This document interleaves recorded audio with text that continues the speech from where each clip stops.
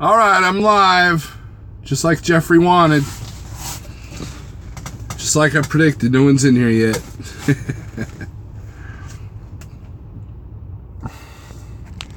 Let's see here.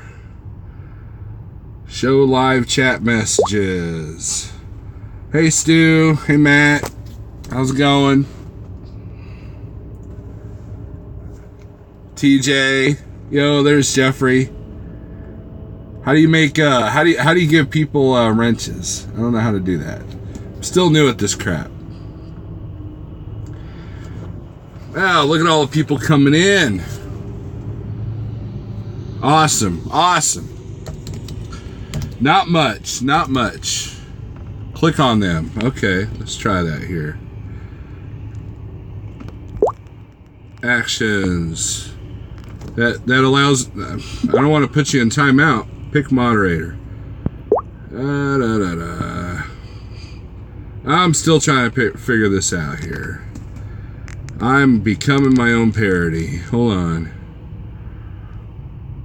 Oh, good deal.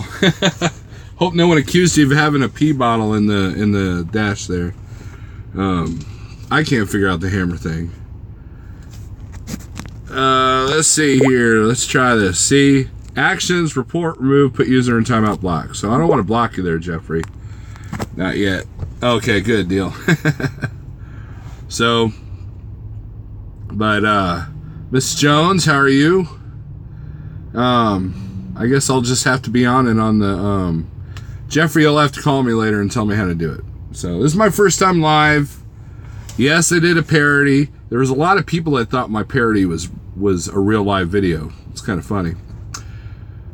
Why am I the Snore Lord? Because I snore. I used to. All right, Justin. My numbers are decent. What I just like completed all my numbers last week, and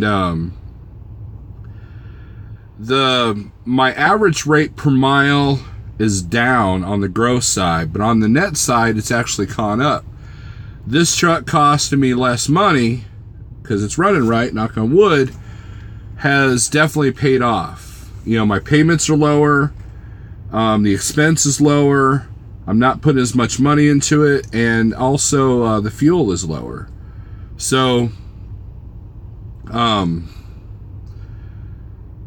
so my net, my take home has been a lot better. So, Lord of Snoring. Hey, there's Pale Rider. I don't know how to set up the blue wrenches. I don't know how to do that. I tried clicking on the people, and all it does is want to block them. So, no, Justin, I don't think I have what it takes on Get My Own Authority. You know, Jeffrey mentioned in one of his videos about going to the next level, and I think that I'm ready to run the spot market again. See, I was at Landstar, if you guys didn't know, and I had some struggling issues there. Part of it was because of the third-party logistics thing, and, you know, pardon me if I seem distracted, but someone's getting ready to back next to me.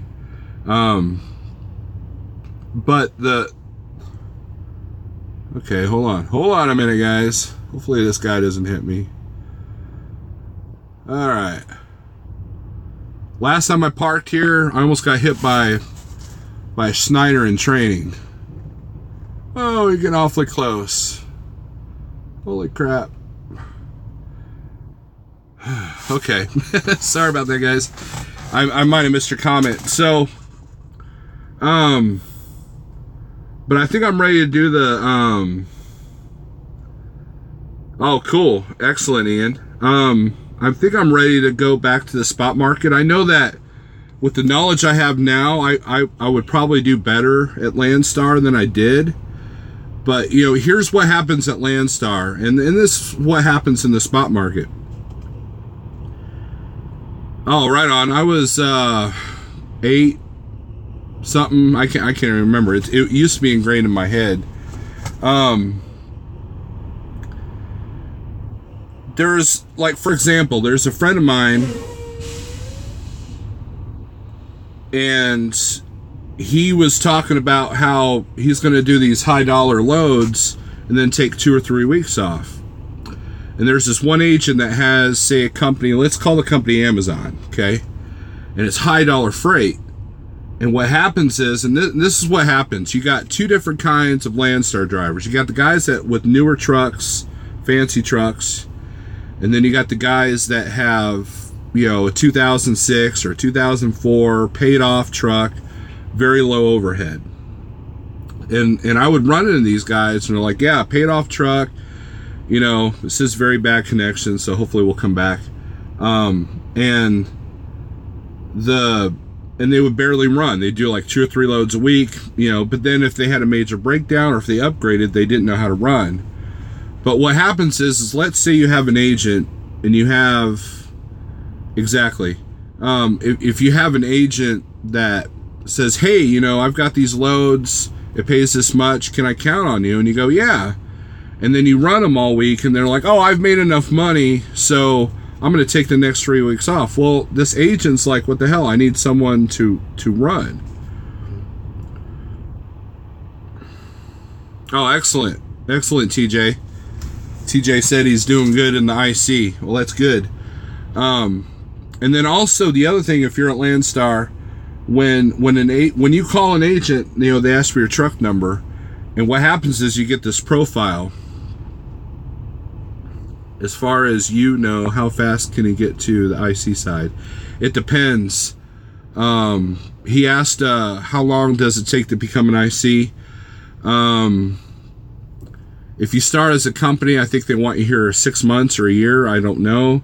If you're bringing your own truck, it takes a little bit longer. But if you're going from company to the Schneider Finance, it doesn't take as long.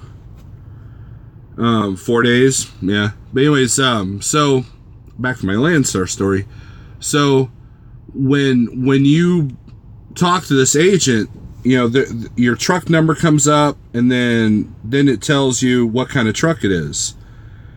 And the trucks that are newer, they're going to choose those people over the old trucks because they know that they need to run. They know that they'll work harder. And if they're doing trade shows, they want something that looks good.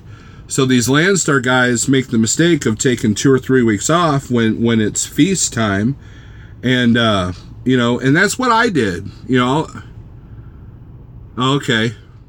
Might have to turn on moderators from my laptop. But one of the things I did wrong at Landstar is that it was feast or famine, and I feasted, but then I didn't prepare. But there was a lot of things working against me too, the third-party logistics stuff. So I have confidence to go back in the spot market for maybe a small carrier, but not as a Landstar driver, because Landstar, you're still limited to their low board. Now, they say that you can go out and find customers, you have to set up through an agent, but then those customers have to meet a certain criteria. So, hey Ken, what's up? You know, so, but that's the trap that a lot of Landstar guys, you know, happen is, you know, oh, I made $5,000 this week. And then like, oh, so that means, you know, I don't have to work for the next 2 weeks, because they really don't know their number. House Traveloco. Yeah, that's the other thing I gotta squash the rumor. I am not at Traveloco. I don't plan on going to Traveloco. Nothing against Traveloco. But it was kind of a joke on Periscope, and it just kind of went from there. Yeah, exactly. Well, that's the thing at Landstar. Man, you know, a lot of guys, what they'll do is they'll work their butts off till November, and then after Thanksgiving, they'll back off. Yeah, you can make $7,000 a week. Come on, Steve, you're green now.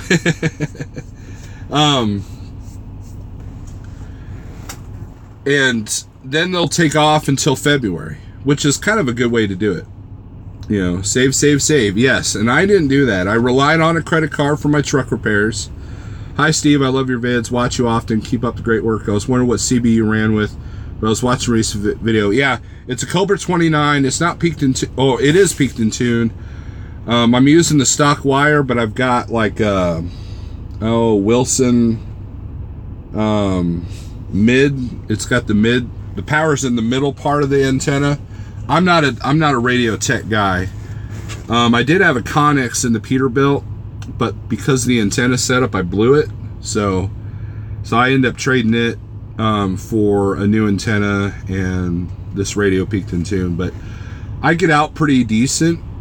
I actually had to turn off. I broke my own rule. I turned off the CB radio coming into Dallas because someone was at the Flying J was doing some stupid squealy crap, you know. So I got a lot of friends work at Landstar that pull entertainment work, pulling upstaging trailers, doing music. I would love to do that, Justin. I talked to a couple there at the Indy Yard that were doing Monday Night Football for ESPN. And then when they're not doing Monday Night Football, they were doing NASCAR. And the upside is it paid well. You got to see great things. You got these events for free. And then the downside is you got to stay on the whole tour. If anybody you remember the YouTuber Eskimo Sean, that's what he does now. He does the entertainment tours, and when he's out, he's out. You know, there's no break until it's in between tours, and then if there's a slow period, he's got to run a little bit of freight.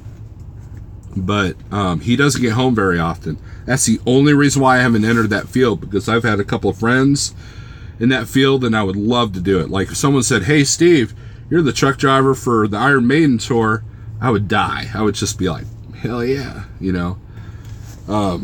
But unfortunately, you know, we're not there. So, and then I could also drive the bus too, because I have a pastor endorsement. I started off as a school bus driver. Ah, yes. Everybody look at UC9. I didn't see his number. He's the guy, if you go to my videos, he's always commenting on prostitutes and buckets. So I'm not going to block you because you're my favorite troll. Oh, wow. UC95, NU51. So, you're my favorite troll. So, you know, my wife, you know, I joked about it. I said, man, if things ever fell apart here, you know, because, you know, EMIP TV did a video where it says you always have to have a backup plan. And I do have a backup plan. And then, Ken, you don't want to know. And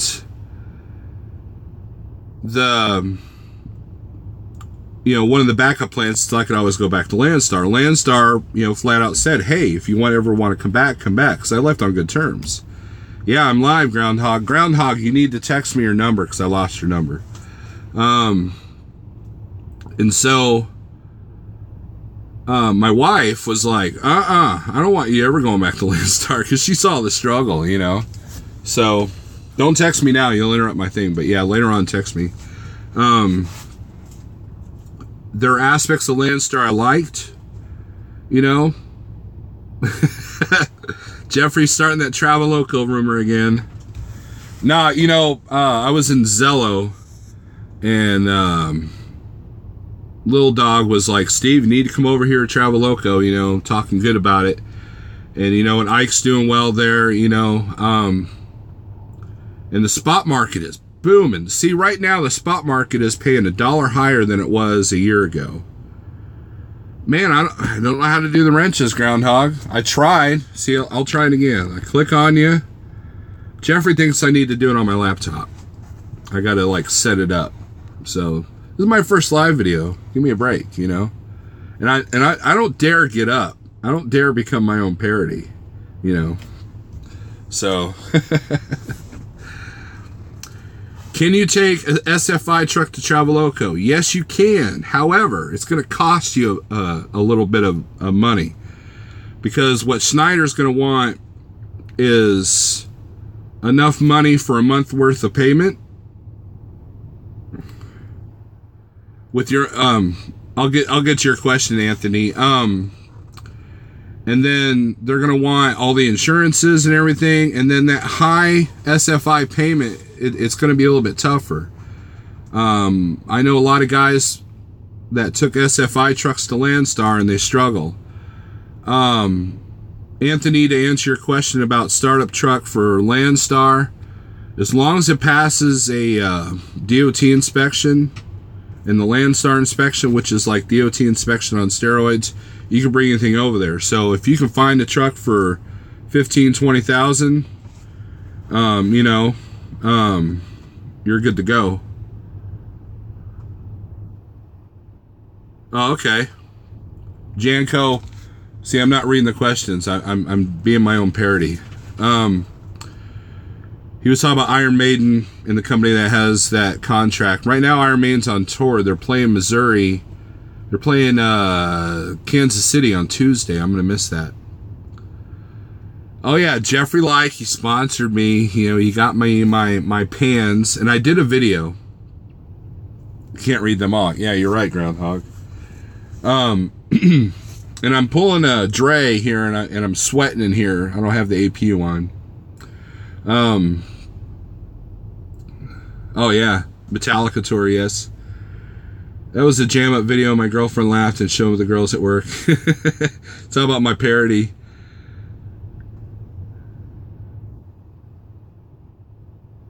Mine should be paid off a little over here, looking into other options. Yeah, once your truck's paid off, that's the good way. You know, Landstar. Yeah, here's the thing with Landstar. It's kind of like what Jeffrey was talking about in his latest video. You know, here's what happened to me. So I would get relationships with these agents, okay? And then they would lose their customers to other agents. So they were racing to the bottom. So you'd have one agent that say had a load for $1,500. And then there were multi-postings for the same load. So another agent would have that same load for $1,300. And then another agent would have for $11. So when I was still green, I would call up the agent with the highest amount, and sure enough, they would like, well, let me check to see if the customer still has it. And next thing you know, they call me back. Well, we have that load, but can you do it for $1,200? You know, and so it was always a race to the bottom, and then those agents will lose those customers altogether. You know,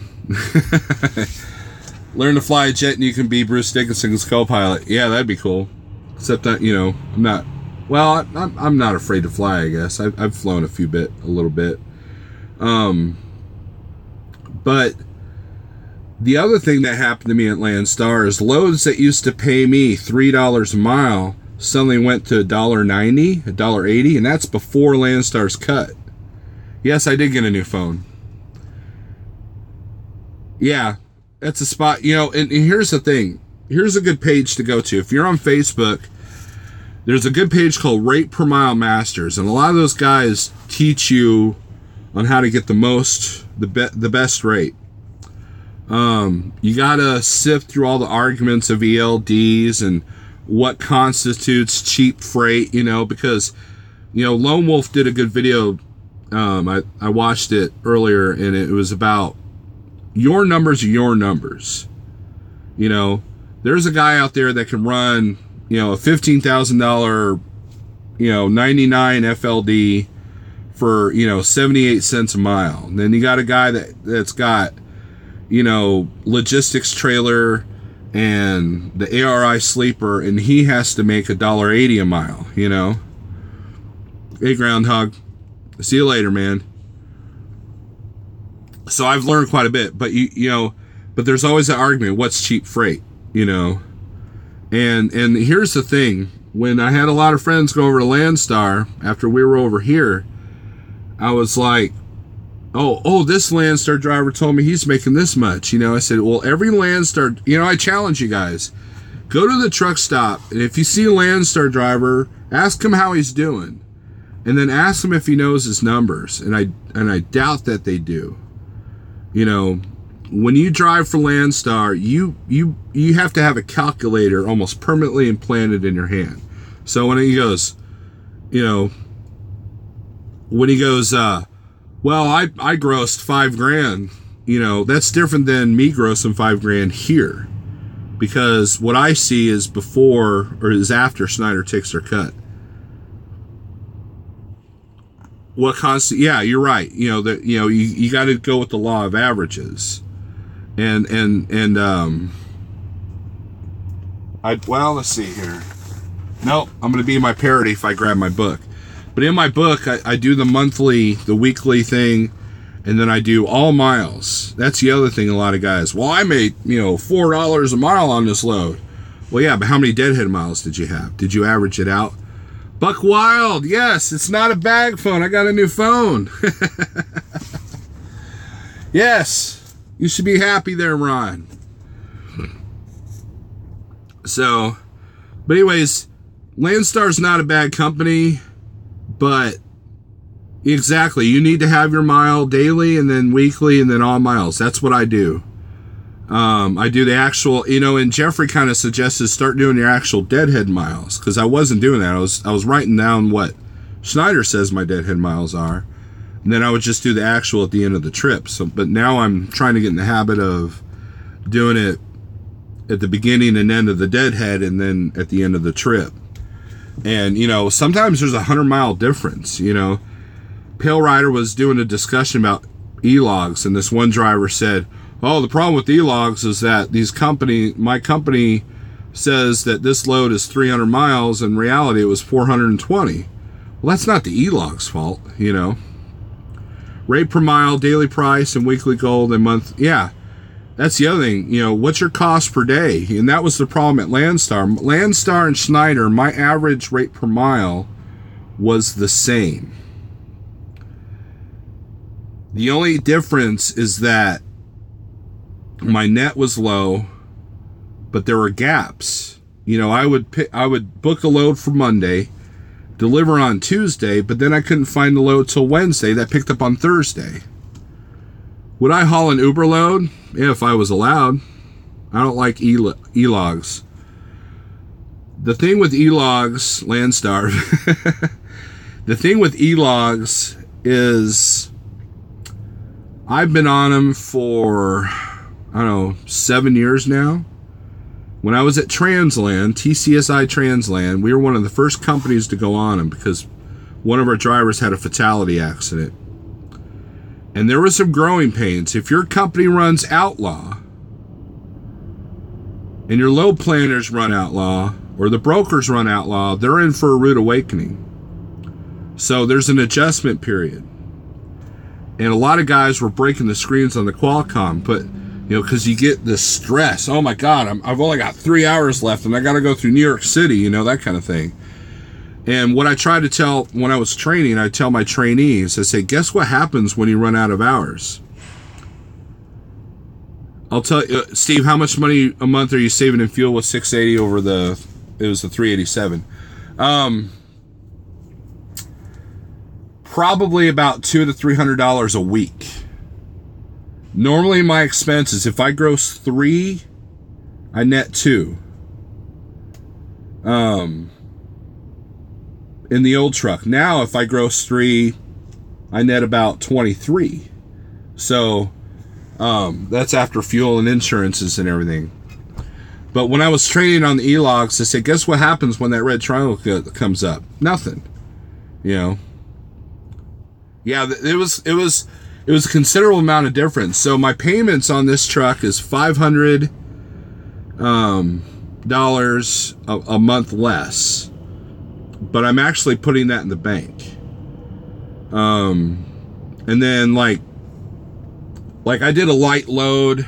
It's 5,000 pounds. I did it from St. Louis to Wheeling, West Virginia. And my fuel mileage showed 9.2. If I got a good tailwind at 30,000 pounds, I could be above 8. Appreciate the not blocking stuff. Well, you're welcome there. Any way to get out of an IC choice truck. It's going to cost you money. Jeffrey knows how to do that better than I do. I've never had an IC choice truck. I've never had an SFI truck. You know, like Steve Berger, what he did is he did the 1-year lease, had enough money to put a down payment on another truck, and then got his own truck.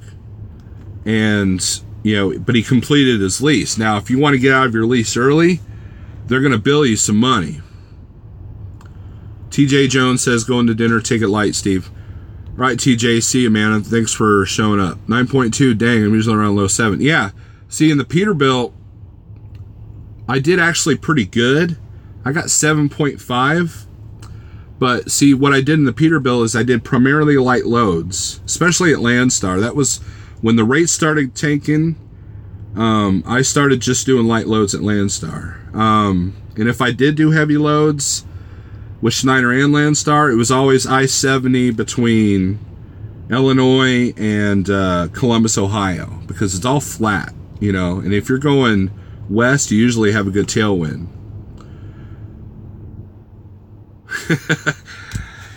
Take it easy, UC 95. That's what I'll call you for short. The thing with the 387 is you had all this room, but nowhere to put anything. There's like no shelving whatsoever in that truck. There was nothing to put anywhere. Yeah, Anthony, to me, that's it's going to sound pretentious, but the only way I would be an owner-operator or a lease operator is if you could pick your own loads. Schneider, Interstate, for now. I was going to say Farm to Fleet, but I think they went bankrupt. Traveloco. KLM is working on something, and then there's a rumor that Knight was working on something. So, and I know that like Eagle Logistics, you could work off load boards. Mercer, wouldn't suggest Mercer right now because all those guys might be out of a job soon. But Mercer's kind of weird. Everybody thinks it's like Landstar, but it's not. But yeah, pick your own freight. That's the only way to do it. Because, here's my opinion. Let's say you buy a restaurant, okay? You buy a restaurant, and you got some guy that sits out in the front door, and he goes, okay, today I'm only letting in 200 people for your business. And it depends on how you can set up your lane. True. But that's all you get is 200 people today. And then tomorrow, I might let in 300 people. Well, you're not in control of your business. It's the same way in trucking. If you have a dispatcher, you're not in control of your business.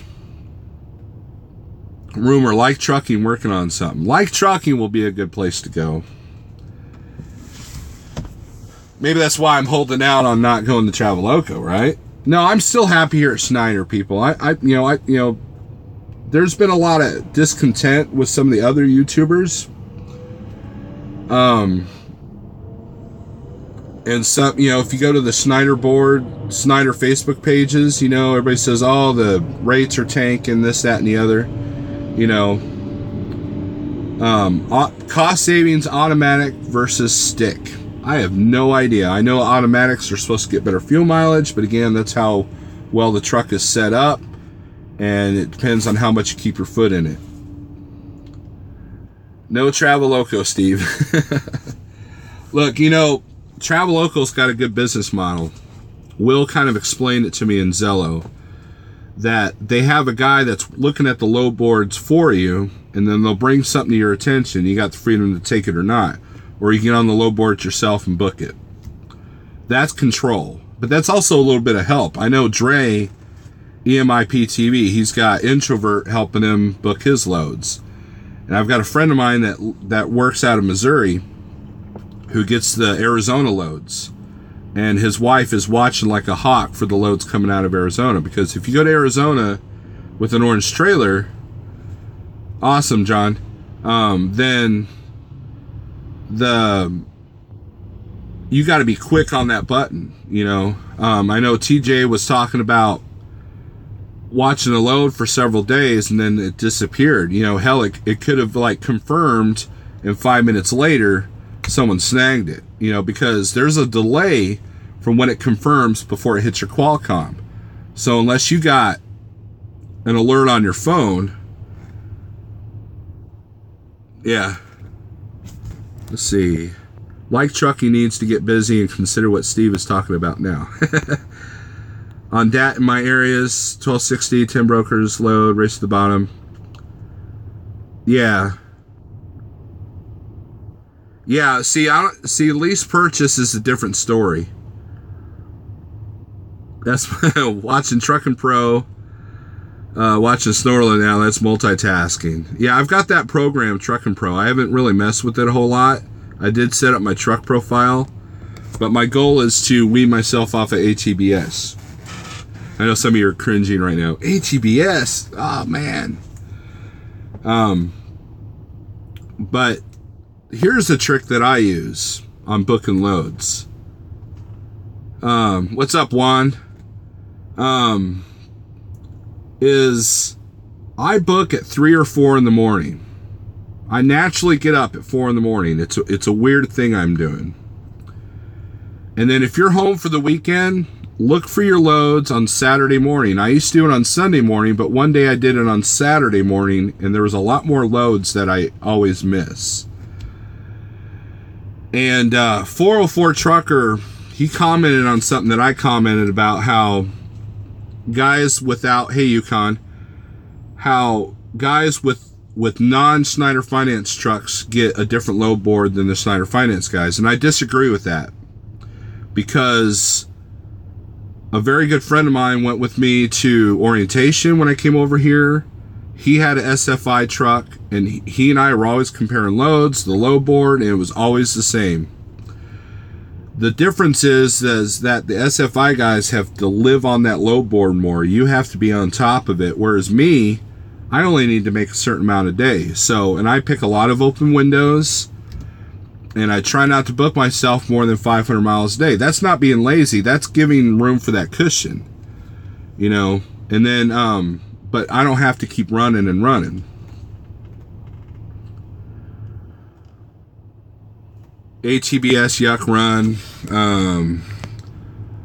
I don't know what payment plan you're talking about, John Capone, says Yukon. Snorlord dropping jewels, LOL, wake up people. You know, here's the thing. Schneider now doesn't do the 1-year lease, they do the 18-month lease. Pale Rider says, like trucking equals sweatshop on wheels. LOL. You do the 18-month lease, you're going to get good. Like Steve Berger, man, he is good at booking loads now. So he's, so now that he's going to be taking home more, you know, he can relax a little bit. You don't have to book stuff so tight. You know, and here's the problem that, you know, self-dispatch is not easy. It's not as easy as you think it is. Self-dispatch, there's a trick to it. You got to give yourself what I call 2 hours of BS room. So, and book yourself at 50 miles an hour. Unless you're like running out west from like Lincoln, Nebraska to say, you know, Cheyenne, Wyoming. Yeah, then you can book it, you know, then you can like kind of count on 60 miles an hour. I just self-dispatch a cold beer. There you go. Black Zeus says automatic versus stick. I don't know. I've never driven an automatic. John Capone, travel local lease purchase is what I was talking about. Yes. Their truck payments aren't as bad as Schneider. You know, I kind of pointed that out. Jeff pointed out that the trailers were kind of high. I don't know. The thing with lease purchases is that, you know, there's a lot of guys here that say, well, at 5 years, this truck's mine. Well, after 5 years, the truck's almost worthless. That's when it's going to start nickel and diming you. That's what the Peterbilt did. Peterbilt got up to 800,000 miles. Guess what? Turbo went out. $8,000 out the window.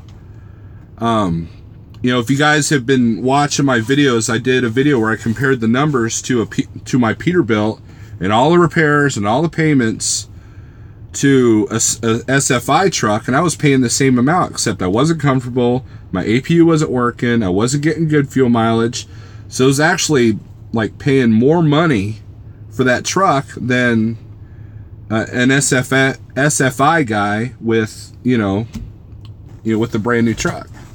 So,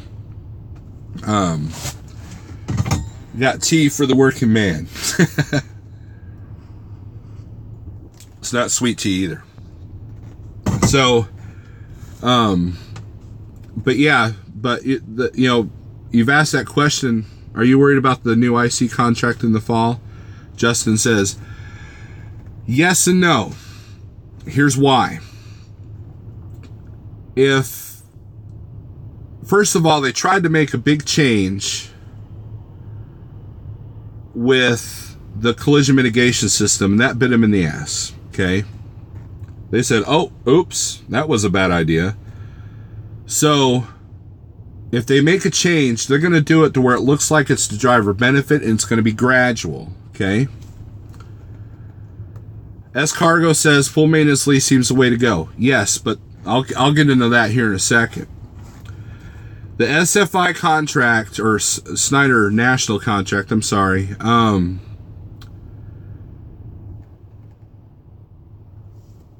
If they start making us pay for tolls, like in Pennsylvania, then the rates need to come up. If we have to start paying for our Qualcomm, we'll have to see how expensive that is.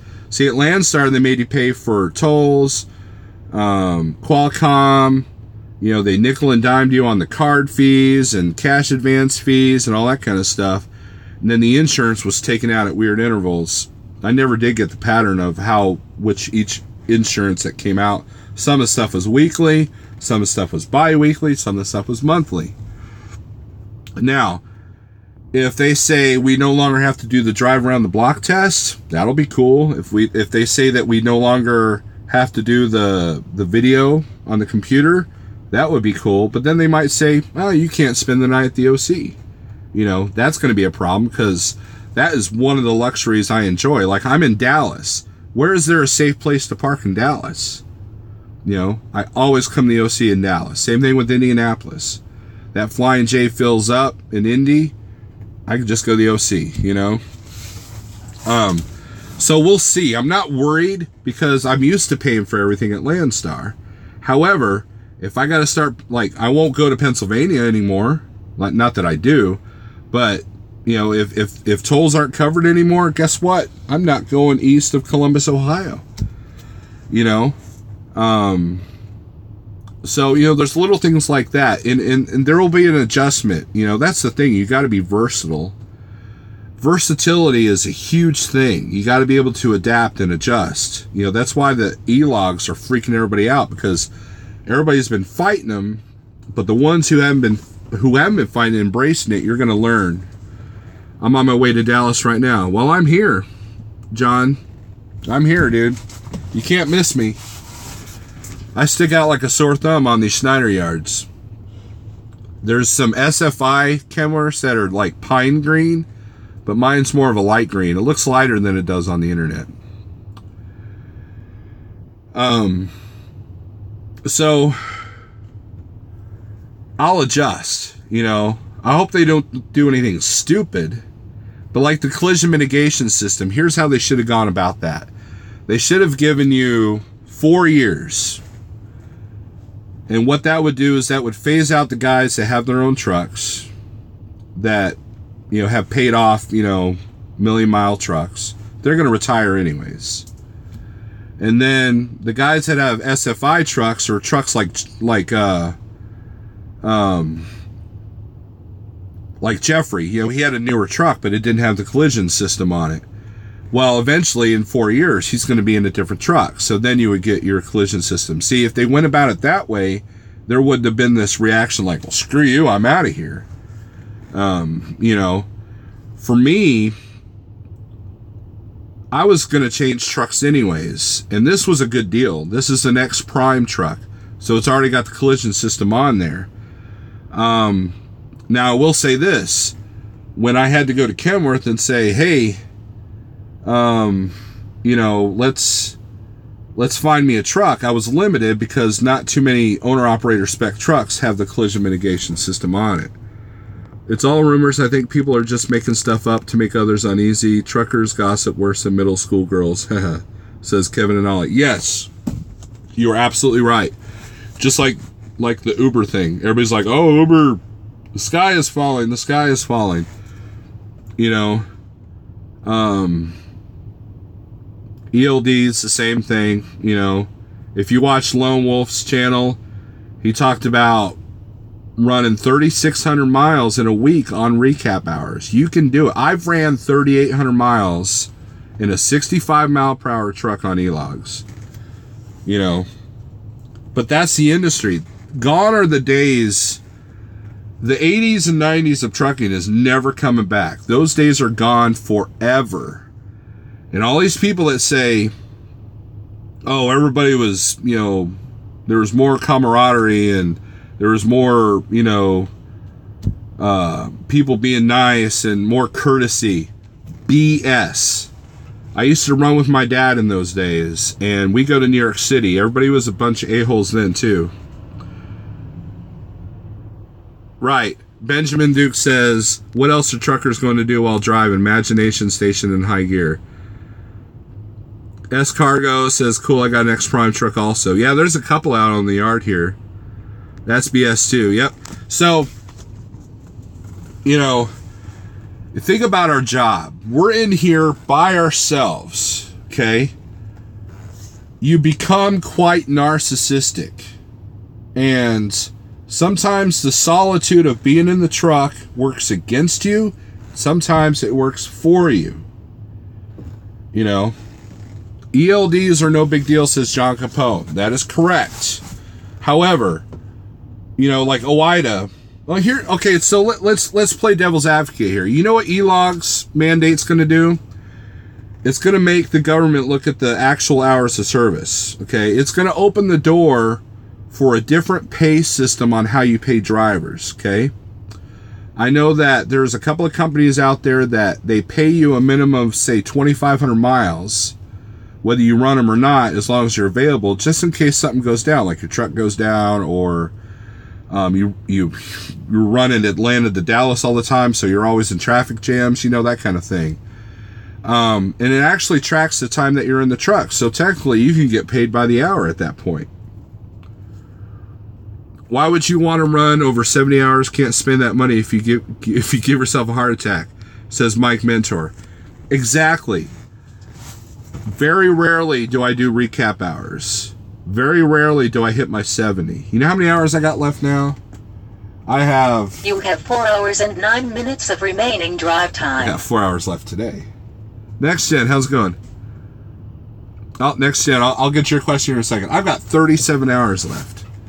And I'm still gonna probably gross about $2,500. How long have you been playing guitar, and what was the first song you learned? The first song I learned was House of the Rising Sun. I've been playing since 1997. Benjamin Duke, what are you going to do? Look at a broke truck like you have the computer to hook to it and the parts to fix it, and like they have the tools to repair. LOL, drivers should have water and food already. So I know what you're getting at, Benjamin. So right now, if you own a 1999 or older truck, you can make some money, because all these old timers that refuse to quit but refuse to go on E-Logs, that's gonna, you know, they're gonna be exempted from that mandate. So if you're an investor, this is what you should invest in: aftermarket old truck parts. Because if I have a breakdown, I can probably get most of my parts in any Kenworth or Peterbilt dealership in the area. Okay, if you own a Freightliner, you got even more options. Okay, if you own a 1994 International Cabover, good luck. Bring the guitar to Denver. I play bass. Let's hit a jam session. That'd be cool, except I never go to Denver. No offense there, John. I like to be able to run balls to the wall while I'm out and then get home so I can rest while I'm home, but still be safe. Hours of service laws definitely need looked at. Yeah, you know what's funny is Ike was doing a video about hours of service. And someone mentioned, oh, there doesn't need to be any regulations. And what's interesting is if you go back to the history of e-logs, it was the Teamsters that brought on, or the history of logbooks, it was the Teamsters that brought on the logbook. Because think about it, before logbooks, your customer might say, hey, you might pick up in Denver, and they say, well, we need this load in New York City by, in 2 days. And there was no regulation to keep you from, not doing that, So, so they were working drivers to death. And then on top of that, the shippers, they didn't care if they made you sit out there for 2 days waiting for the load.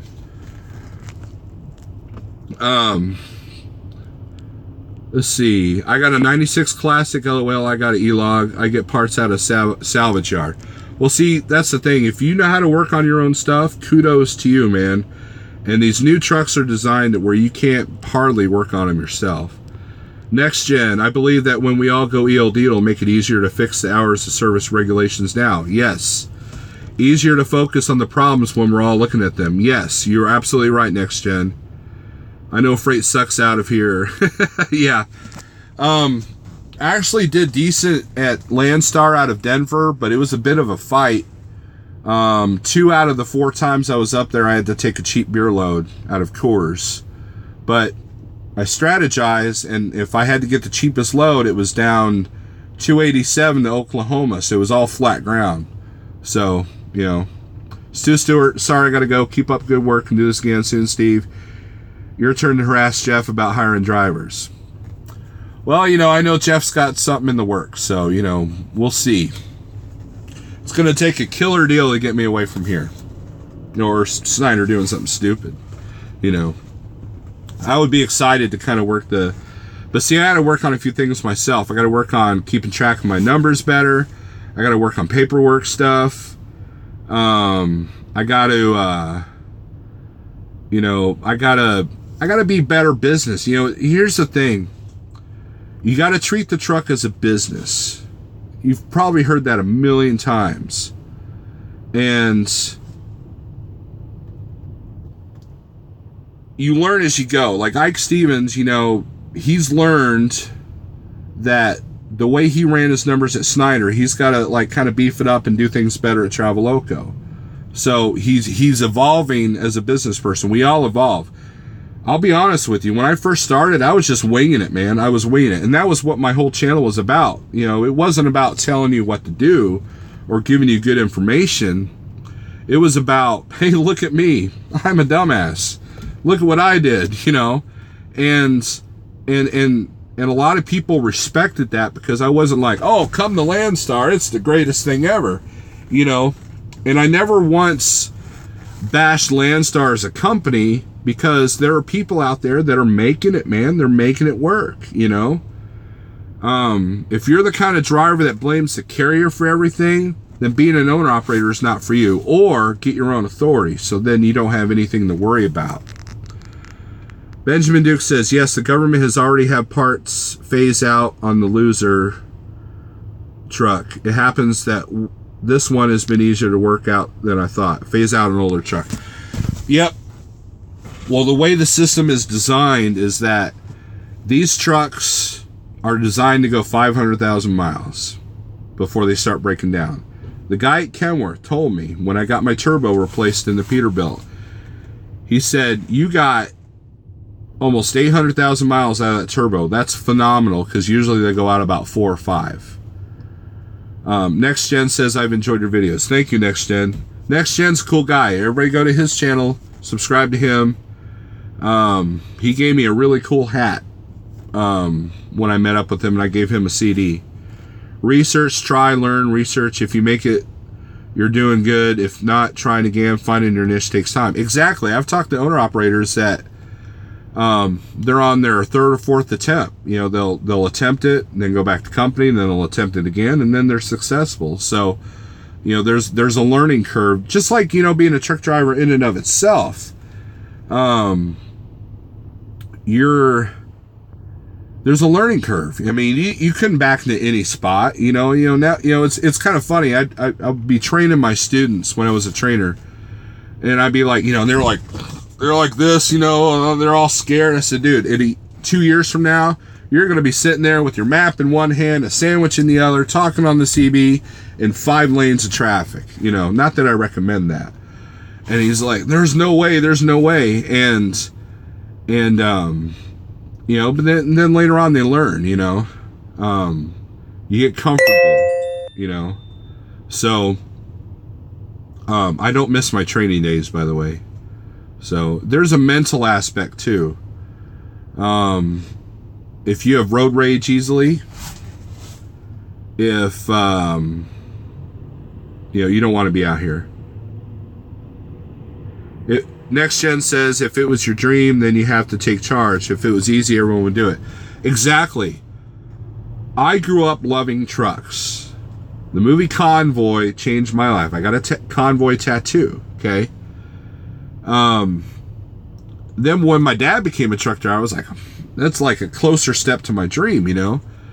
Of course, my dad, you know, didn't want me to become a truck driver, you know, but I love trucks, okay? But there have been times when it's been a challenge, and it's that little bit of passion that keeps you over the edge. That's why you listen a lot more than you talk, because I can't afford to fail the first time. It says Juan. Yeah. That's the other thing, is it's kind of funny that these old timers sit there and say, oh, well, these new drivers don't know, you know, they don't know anything. Well, you know, that's like blaming the kids for not doing what they're supposed to and not blaming the parents. Black Zeus says, with four-wheelers, expect stupidity, be surprised by maturity. Yes. Four-wheelers are like children. Some are good. Some are bad. Most of them don't know any better. They have no idea. You know, they think that we can stop on a dime, so they cut us off. But then on the other side of that, how many times have you seen a truck, like literally right behind a car, bullying it to get it out of the way? So when another car sees that, like, well, he must be able to stop on a dime if he's going to run that close to him, you know? So there's a lot of bad habits of truck drivers that teach four-wheelers that we don't know what we're doing, you know? That's why websites like Twisted Truckers and all the, hey, look at this stupid idiot kind of things, you know, that's bad for our image, because it makes it look like we're just a bunch of fumbling fools. Yes, that's it. Tell a story about your training days. Make sure it's funny, says Justin. Kevin and Ollie says a horror story. There's the horror stories. It's a typo there, Ken and Ollie, I think. Benjamin Duke says, you don't fail till you stop trying. Education takes time and costs one way or another. Learning a lesson may take a few tries. You're right, Benjamin. It's funny. This is how I met up with Jeffrey. So if any of you have been following me since my Landstar days, there was a joke going around that people thought I was getting ready to jump out the window, because I was like, man, I booked the load today, blah, blah. You know, I was like really down, you know. And Jeffrey kept reaching out to me, but I thought he was just a recruiter, you know. And we don't trust recruiters. Don't trust recruiters, okay? And then a friend of mine, Big Tex, call him Big Rob, he calls me up. He's a Landstar guy. He was a Landstar guy. And he calls me up and goes, man, you really need to talk to Jeff, man. He wants to help you out. And so I started watching his videos, and he started like doing shout outs. Hey, Snorlord, if you're watching, give me a call. I could help you out, blah, blah, blah. So I was at my wit's end. I called him up, and we talked for 3 hours for the first time. 3 hours. And basically, if you've watched this Landstar versus Snyder video, I got the 3-hour version of that. And I was just floored.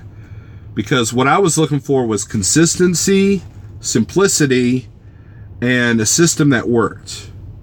And it was everything I needed. You know, Landstar, if you do a drop and hook, you may not get a trailer. Here, you might have to go out a route to get a trailer, but you get paid for it. You know, just little stuff like that. And So we developed a friendship. I started talking to him a lot. And yeah, Benjamin says, recruiter and brokers, different cheeks on the same butt. Exactly. And there was a time, check this out, okay? I'm going to get real with you guys, okay? You guys ready? I was sitting in a truck stop just outside of Kansas City. I think Oak Grove, Missouri there. And this huge truck amount, you know, I every time I looked at Peterbilt, I just thought 60 grand, because that's what I paid for it. Even though I've been paying on it for 2 years, you know. And I was in tears because all the stress and weight was finally catching up. I didn't know if I was going to make it. And Jeffrey called me. And Jeffrey has a habit of simplifying things. And he goes, well, just do this, that, and the other, and look at this, you've only got this, you know, blah, blah, blah. And by the end of the conversation, man, I was feeling pretty powerful because he had talked me off the ledge, simplified the numbers, simplified this, and then gave me the worst case scenario, which really wasn't that bad. And I was like, wow, you know, and from then on, we've been really good friends. He's helped me tremendously, you know, and, you know, so anybody who goes to his channel, like when I was on Zello, you know, Left Lane hates Jeffrey Like. And I'm like, why? You know, because he's got a lot of knowledge, you know, and that's the other thing about Jeffrey is he knew what it was like to be at Landstar. So he could give me both sides of the story. So, John Capone, we also have to fight the big ambulance chasing attorneys. And I agree, they're share of a-hole drivers. I know, but I belly laugh needed that. But you know, we were talking about recruiters. Transland, I went to that company out of CDL school because of the recruiter, because this was an old Southern Belle gal, man. She was really nice, and she was straight with you. She was like, hey, we have a container division. It doesn't pay that great. You know, and like, oh, do you do this? Yeah, oh, no, our insurance isn't that great, but we do this, you know. How often are you home? Oh, every 14 days at the most. You know, at the least, you know, she was just matter of fact. And the next day we went to Prime as like a field trip, you know, because I live in Springfield, Missouri. And we were like, the mega carrier's not for me. And Transland only has like 150 trucks. So my instructor knew that, and he drove for Transland at one time. So he took me and another guy over there, and we ended up going with them. But the recruiter was honest. The new recruiters, not so much. You need a different view. Benjamin says you need a different view of the problem. Cool. Fighting back the resistance of your personal progress and growth. Exactly. Sometimes your mind is your own worst enemy. I do know that I've had to talk Steve Berger off the edge because buying a truck is a pain in the ass. You know, 404 is always buy an effing truck, right? And it's not that easy, you know. If it was that easy, everybody would be buying them. You know, you don't just like show up at the car dealership and then you get a car by the end of the day. It's not like that, you know. Even if you're rich, you know, there's all these different, like if you're going to buy cash, maybe it might be that easy, but then there's all these, it's just, and Schneider did not make it easy when I was switching trucks. And when I was bringing the Peterbilt over here, it took me,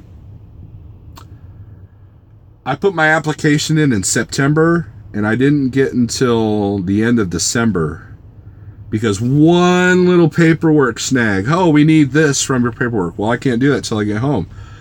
It added like 2 weeks to the time of the orientation. So that was when Jeffrey talked me down because I didn't know if I was even going to make it. You know, and at the time that he talked me off the ledge, I'd put my application in and hadn't heard anything for 2 weeks. And so I was kind of freaking out because I didn't know how I was going to make it work, you know. And, you know, within a couple of days I had a phone call, and then I kind of got the schedule, and, you know, and as long as I didn't have to call a recruiter, I was good, you know. But Snyder did have the process of bringing the truck over a lot better than Landstar. Landstar uses a third-party recruiting type paperwork agency, and they don't know what they're doing. Benjamin Duke says there would be no lease truck scams if you can get it bought. Exactly. Snyder Finance is perfect for someone who doesn't want the risk, just wants to kind of get the feels out, and then they make it super easy to get in a brand new truck. And to me, that's dangerous. You know, I went from a brand spanking new T680 at Transland that was only a month old. It had like barely 10,000 miles on it. It had 40 miles when I got it. To a Peterbilt 387 with close to 600,000 miles on it. That was tough.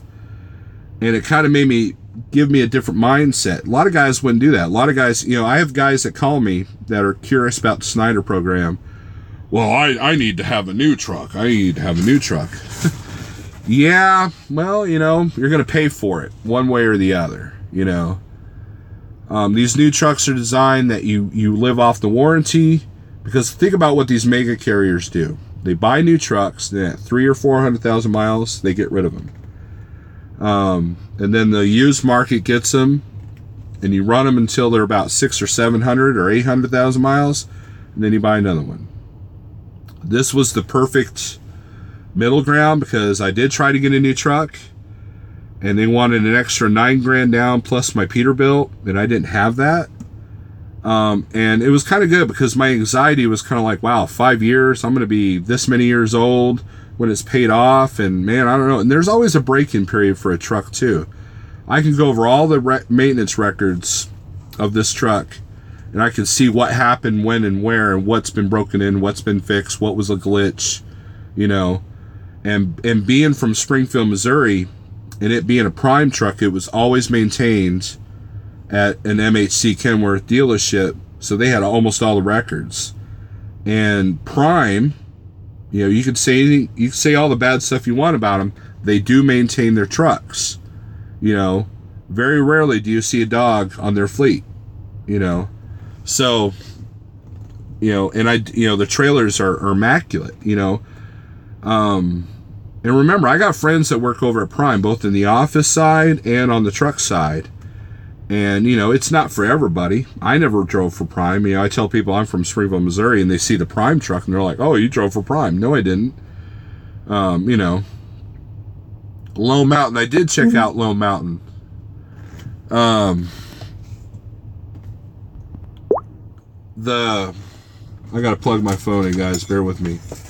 They wanted tax returns for the last 2 years as an owner-operator. I only had one.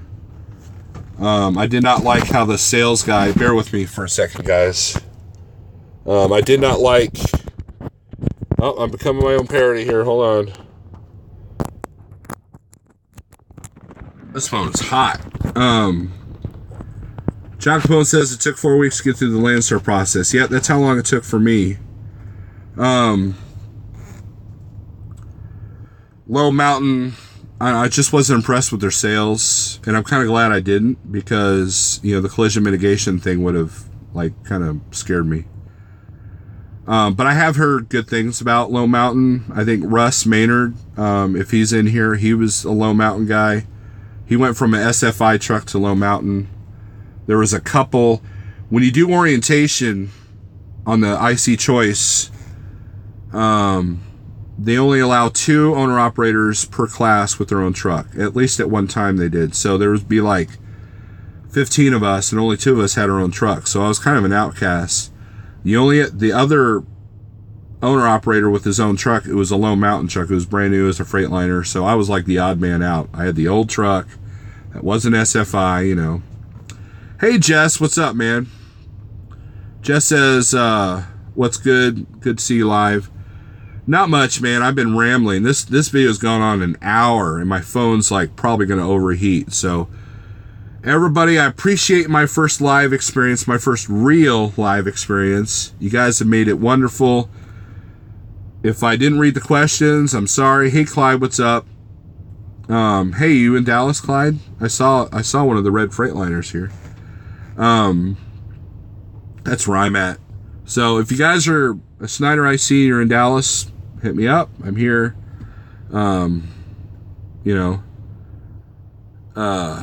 Shoot, I'm a pioneer, blazing the trail. No. Hemi Joe says, do more of these. I plan on to. I went and got this phone specifically for this.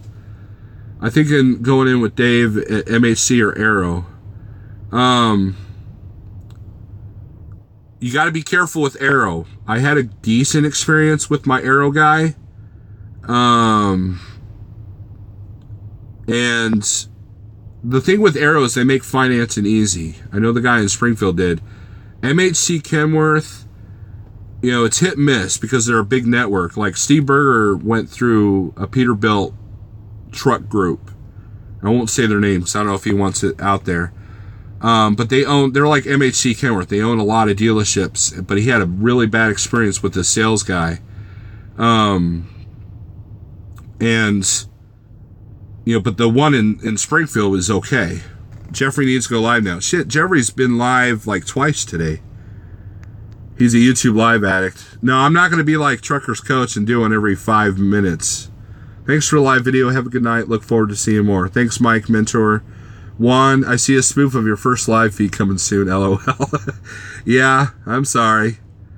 Jeffrey, you like the live, laughing my ass off. Clyde says no run in Carolinas for a while. I agree. Dude, I stay in Ohio, Illinois, Indiana,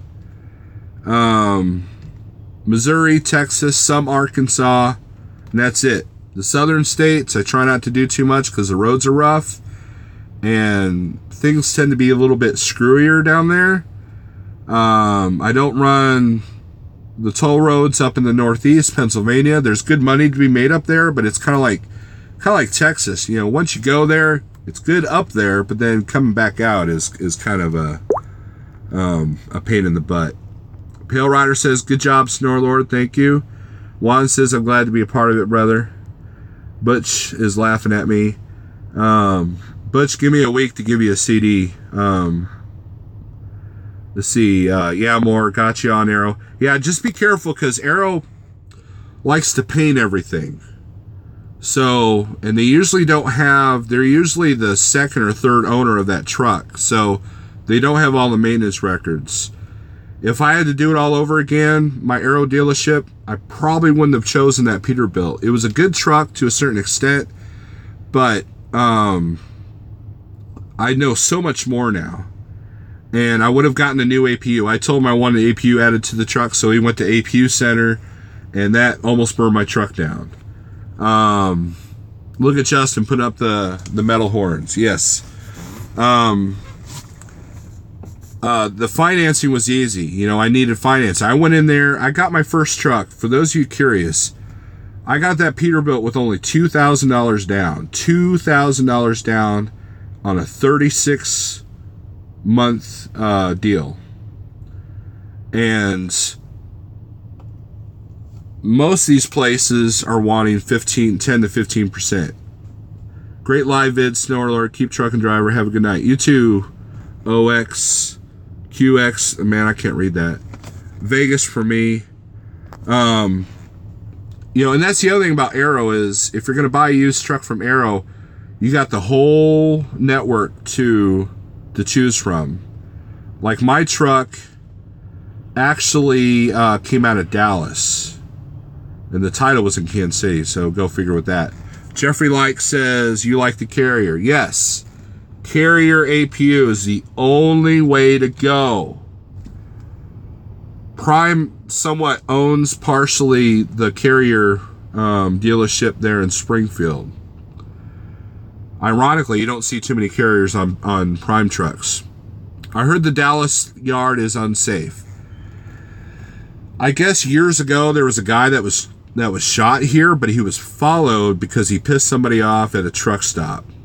There was a case of they were repaving here, and there was a case where all the batteries were stolen, but they think it was an inside job. I've never had, knock on wood, an issue here. It is way safer than the Dallas Pilot, the Dallas TA. It's a lot easier to get in than the Rockwall TA. Everybody wants to go see Ponzi, but that Rockwall TA is a pain in the ass to get in. The Loves in Lancaster, it's like got 10 spots, and it's kind of in a rough neighborhood. So, if I ever leave Snyder, I may not do any freight to Dallas because I've got nowhere to park. There was a story that they told us at Landstar about the Pilot in Lancaster off of 20. There was a USA driver, I think it was, and his company couldn't find him for 3 days. And so they knocked on the door, and it comes to find out that the guy hired a hooker, the driver did, but didn't pay. So the pimp had gotten in the truck, was home at gunpoint till he could find some money on the parking lot for 3 days. That's how bad that Pilot. Meanwhile, one time I was in there scaling a load out, and I got a cup of hot water. And the cop that was in there literally almost chased me out because he thought I was stealing coffee. I'm like, you're worried about me stealing coffee while there's probably like 3 trucks getting broken into right now as we speak, So, got some comments here. Benjamin Duke, more dealerships are financing trade-ins, so the Facebook pages have hit on. Tag, I think I heard, LOL, Carrier APU. Carrier's the only way to go. I will park in industrial parks down there a lot of times, says Clyde. No worries, Snorlord. Freightliner, Volvo, Kenworth International, pros and cons. Okay, I'll get into that. It depends on your preference. Freightliner, to me, now, this is a personal preference thing, okay? I've never owned a Freightliner. I've never even driven. The only Freightliner I drove was in trucking school, and then I had to drive a day cab for a minute to finish the load for Transland. Freightliner, it's easier to find parts. It's cheaper to find parts, but I never hear good things about their own shops. The Freightliner in Springfield, Missouri, I've heard many bad stories, and I've witnessed bad stories. I know a couple of people that work there. Volvo. I would do a Volvo on a full maintenance lease. However, the majority of Volvos have to be at the dealerships to get fixed. You're not going to get Billy Bob's garage in the middle of Ardmore, Oklahoma to get it fixed. Unless it's tires or, something simple like that. The International, they've got issues. The new Internationals, I don't know. ProStars tend to have a lot of electrical issues. If you get one with the Cummins, like Pale Rider, you're in better shape. I would not, the Max Force engine, I don't know if I would touch that.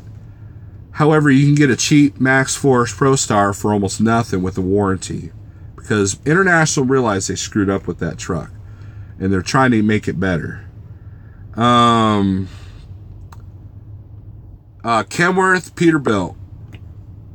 If you have a Cummins in a Kenworth or Peterbilt, you could take it to any Cummins shop if you have engine work. However, if you got a PACCAR, it has to be a dealership. That's the only drawback. The MX-13 PACCAR engines are supposedly better than the original PACCARs, and they share a lot of parts with the Cummins. Does Schneider IC accept low mountain trucks? Yes, they do. However, you're only going to have until 2022 before they'll make you want to get a collision mitigation system. No Thermo King APU. I've driven 7 trucks with Thermo Kings. 3 of them were good, but as Jeffrey explained in his video, there's a lot more wear and tear on the batteries, and you have to have a really good inverter if you have a Thermo King. I don't have an inverter in this truck.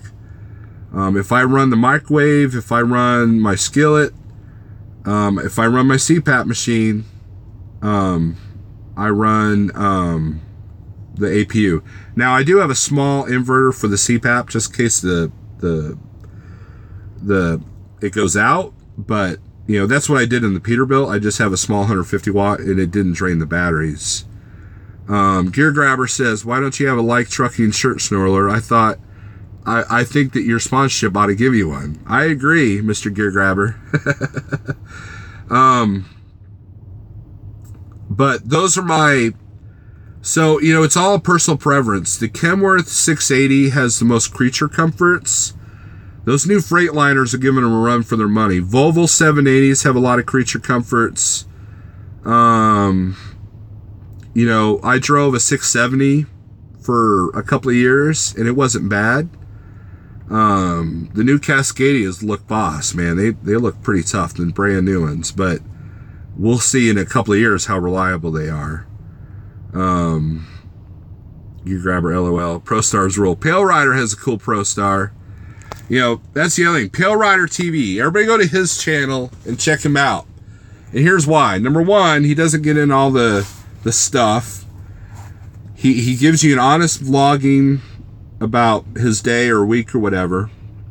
What you see is what you get. Okay.